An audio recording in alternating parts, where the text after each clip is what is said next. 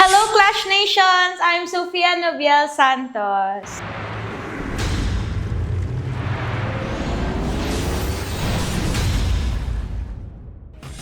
Sumali po ako ng The Clash Teens dahil po gusto ko pong matupad po yung pangarap ko and ma-help ko nga po yung parents ko.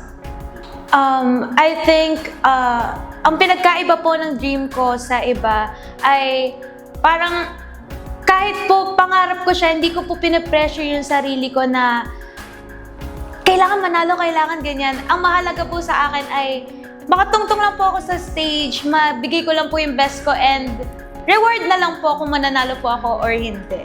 Ang kaya ko po gawin ay matouch ang mga puso ng audience, lalo na sa way ko ng pagkanta dahil ang pinaka-importante sa pagkanta ay kantahin mo siya ng may puso.